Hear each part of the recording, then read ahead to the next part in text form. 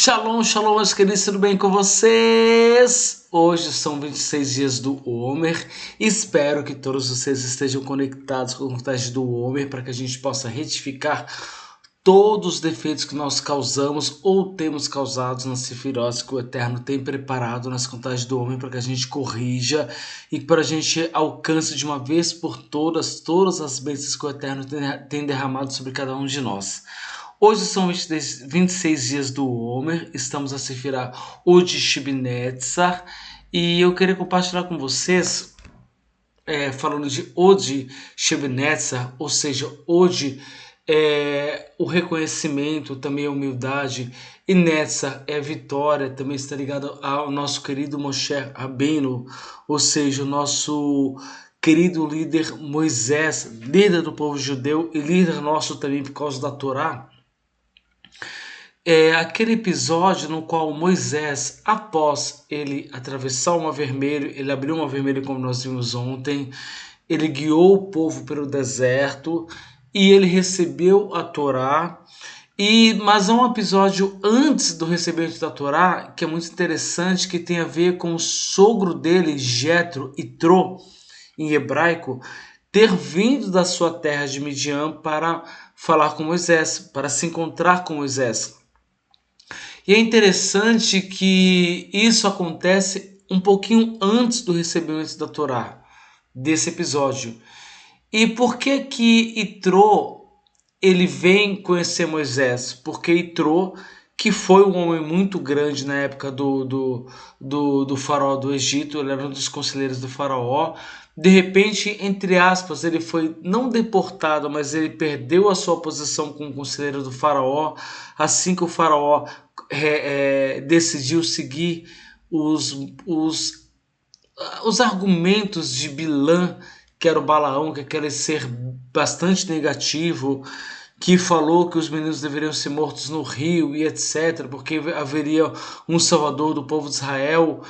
E ele foi contrário a essa decisão de matar todos os meninos. E como o faraó ouviu Bilã, Jetro falou assim: puxa, eu estou desprestigiado, preciso sair daqui e seguir o meu caminho, o meu rumo. E Jetro, ele foi sogro de Moisés, porque nesse período Moisés ele saiu do Egito também, por causa da perseguição que ele achou que poderia sofrer por conta do egípcio que ele matou naquele episódio. Ele foi ser genro de Jetro, casou com Zipora, filha de Jetro, e ficou ali na sombra do seu sogro. Ele está apacentando as ovelhas do seu sogro, o rebanho do seu sogro, ele tem encontro com Hashem. O Eterno se manifesta para ele através de uma sarça ardente. Nós conhecemos a história. Moisés volta, lidera o povo, abre o Mar Vermelho e de repente, quando ele abre o Mar Vermelho, Jetro vai ao encontro dele. Por quê? E aí está o aspecto de Netzar e o aspecto de Od. Jetro, quando ele ouve falar de todas as maravilhas que Deus fez através de Moisés, ele fala: eu preciso ir conhecer Moisés, ou esse Moisés que eu não conhecia. Porque Moisés até então era o genro de Jetro. Ele era um aparentado de Jetro. E já fica um paralelo para nós. Quantas vezes pessoas que crescem conosco ou que são aparentadas conosco, de repente têm uma enorme dificuldade de reconhecer coisas grandes que o Eterno faz em nossas vidas. Porque uma coisa é eu reconhecer algo grande que o Eterno fez na vida de alguém na qual eu não tenho acesso. A gente é criado nesse mundo admirando pessoas importantes, mas pessoas importantes que estão distantes de nós. É muito fácil admirar quem está num patamar muito mais elevado que o meu. O difícil é eu passar a admirar alguém que estava ao meu lado, como Moisés estava ao lado de Jetro, alguém que estava numa posição menor que a minha, porque Jetro era sogro de Moisés, e reconhecer que essa pessoa que, entre aspas, era menor do que eu, ela está no patamar hoje muito mais elevado do que o meu, seja física, espiritualmente, materialmente, qualquer seja o setor que você queira reconhecer. Então, hoje é humildade e também reconhecimento. Trata muito, quando a gente fala de Netzar, que tem a ver com Moisés, do reconhecimento que Jetro teve em relação a Moisés. Peraí, o meu genro que estava comigo, debaixo da minha tutela, debaixo da minha autoridade, de repente ele se vai, com um argumento que talvez eu concorde ou não, de que o Eterno chamou para uma missão.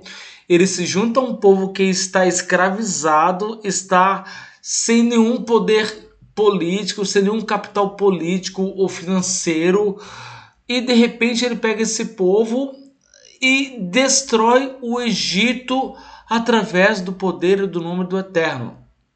Jetro, naquele momento, teve a humildade de reconhecer que tudo que ele havia vivido, tudo que ele havia conhecido acerca de Deus, de repente tudo aquilo culminou em Moisés. Moisés era alguém que tinha conhecido um Deus que Jetro não conhecia. Moisés era alguém que tinha sido chamado por um Deus que Jetro não tinha chamado. E Moisés era alguém que tinha realizado aquilo que Jetro era completamente capaz de realizar. Então o que Jetro fez? Não é bem assim. Não, ele teve o reconhecimento, isso é hoje, de reconhecer que Moisés, alguém que entre aspas estava hierarquicamente abaixo dele, quando se afastou dele, se tornou o maior homem que já pisou nessa terra. Ao mesmo tempo, isso é humildade, isso é reconhecimento. Nós temos também o episódio de quando Jetro vai encontrar com Moisés, ele fala assim, olha, fala para Moisés me receber, fala que o sogro dele vai recebê-lo. Não obstante, fala que o pai da esposa dele, juntamente com seus netos, que são os filhos de Moisés, estão saindo para recebê-lo. Nessa narrativa da Torá fica um pouco claro, meio que subjetivo, mas até que claro, de que Jetro queria saber o seguinte: será que Moisés não subiu a cabeça? Será que aquele Moisés que eu conheci, humilde, entre aspas, subserviente, agora que ele é, entre aspas, o cara, o cara que falou com Deus, o cara que eliminou o exército do Egito através do Mar Vermelho, será que esse cara não mudou? Será que ele não subiu a cabeça? E de repente a gente vê o episódio de Moisés saindo da sua tenda e indo ao encontro de Jetro, recebê-lo com honras, trazendo para sua tenda, conversando com ele, e o resultado disso, Jetro se torna um monoteísta. Ele larga toda a sua idolatria, se converte ao Deus de Israel, e depois ele não fica com Moisés. Por quê? Porque ele fala, não, preciso voltar, porque tudo isso que eu aprendi, eu preciso repassar às pessoas que estão debaixo da minha tutela. Então, isso é o aspecto da Sefirá Od Shebnetzar em dois vínculos.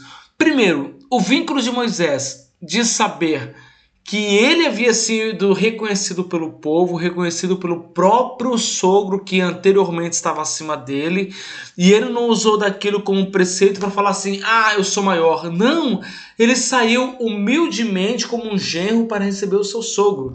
Ele não saiu como Moisés, o grande Moisés, a pessoa que liderou o povo de Israel com 10 pragas, que abriu uma vermelha. Não, ele saiu como alguém que honrava o seu sogro, apesar da posição que ele tinha.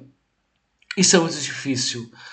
Às vezes, quando a gente é pequeno, é fácil a gente honrar. O difícil é a gente honrar depois quem a gente acha que é melhor do que nós. E Moisés teve essa capacidade, essa humildade, essa Od, significa humildade, de sair da sua posição de grande profeta de Deus, do cara que o mundo inteiro conhecido da época estava falando, para receber o seu sogro. Ao mesmo tempo, Jetro também teve a humildade de perceber o seguinte: esse rapaz que chegou na minha casa sem ter nada, fugido, parecia um egípcio, mas era um hebreu, casou com a minha filha, estava sob a minha tutela, hoje era o maior de todos, e mesmo assim ele se porta como uma pessoa comum, mesmo sendo uma pessoa incomum. Então, Od Shebnetzar é o reconhecimento da vitória. Jetro reconheceu que Moisés teve vitória por causa do Eterno, por causa do posicionamento dele. E ao mesmo tempo, Moisés, ele teve a humildade de saber que tudo que ele era por causa do Eterno. Então não fazia sentido ele vestir uma pompa, um posicionamento extremamente elevado para receber seu sogro de nariz empinado. Não, ele recebeu o sogro dele com humildade, com toda a destreza que se espera de um grande líder. Então, meus queridos, o Shebnetzar tem a ver com essa dualidade.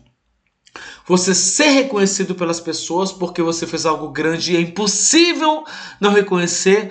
Ao mesmo tempo, você ter a humildade de saber que tudo que você é veio do Eterno. Você não pode nada sem que o Eterno faça você poder. Você não tem nada sem que o Eterno faça você ter. Você não sabe nada sem que o Eterno te inspire a saber. Então, conseguir retificar essa sefirá, esse subaspecto de hoje, que é reconhecimento, mas também é humildade, e Netzach, que também é vitória, é um dos grandes desafios que nós temos, que a gente possa realmente reconhecer nessa contagem do Homer, esse aspecto, que a gente possa ter causado algum defeito. Vou colocar para vocês a hora da vida. Estamos aqui em hoje de Netzach ou Shebnetzar, que seria, nesse caso, o reconhecimento e a humildade de Netzach da vitória. Tanto no sentido de você aprender a ser reconhecido, mas como você reconhecer que toda a vitória que você tem vem do Eterno. Nós não podemos nada sem que o Eterno nos permita ser. Se você, por um acaso, não contou ainda o Homer, deixo para você o texto aqui.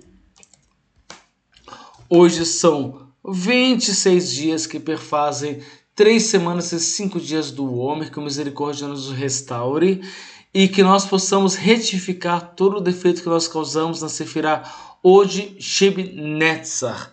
Que nós possamos realmente termos a capacidade de reconhecermos que o Eterno nos põe em lugares que nós nunca imaginamos. Mas foi o Eterno que nos colocou. E as pessoas uma hora vão reconhecer e encher a nossa bola. Mas a gente tem que se lembrar que é o seguinte, nós estamos em uma posição, mas numa posição onde o Eterno nos colocou.